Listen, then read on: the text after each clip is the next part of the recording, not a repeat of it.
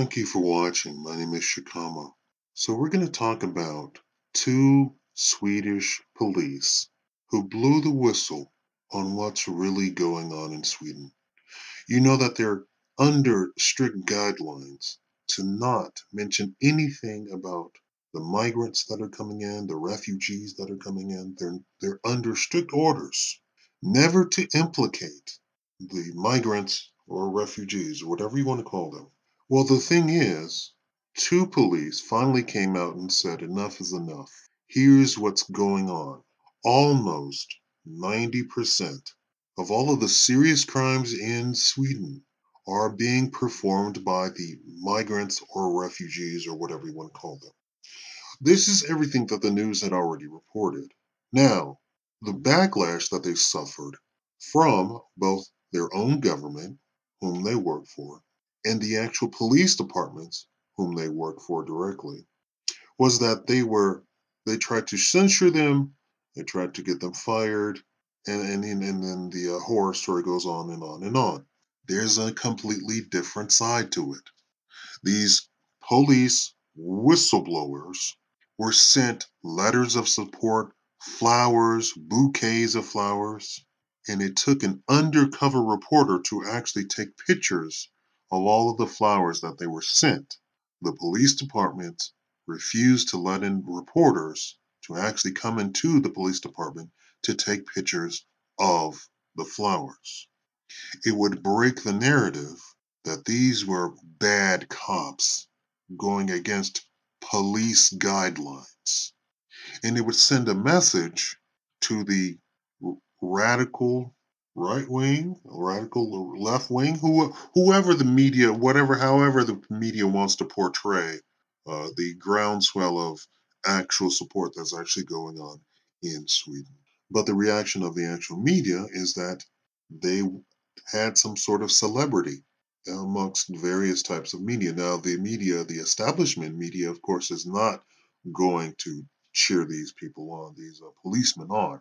But with facts, they came out and said 90% of all of the heinous crimes that are going on in Sweden are actually being caused by the refugees or the migrants, or whatever you want to call it. And no amount of this is our culture is going to work.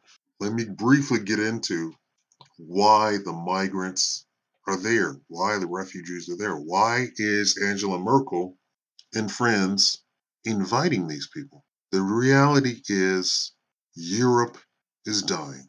That's the reality. That's the truth. Sweden specifically has a law that gives men maternity leave or paternity leave when their child is born to go and care for their children, and they get paid full while they're on paternity leave.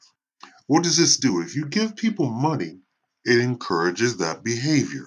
They also would give Swedes specifically money to go on vacation to create children, if you get the drift, right?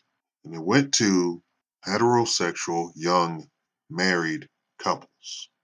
And that was to encourage them to have children. This is before the migrants showed up. This is before the refugees showed up.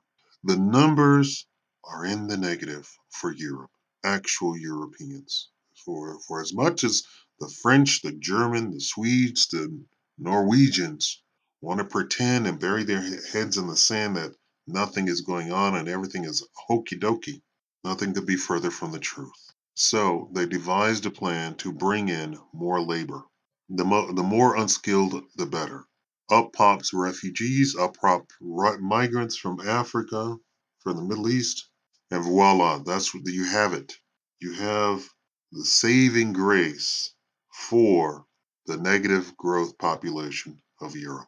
But I'm sure what they did not count on is the complete culture clash, the complete language barrier, the complete lack of integration by the migrants, refugees. There you have it. Thank you. Like this video.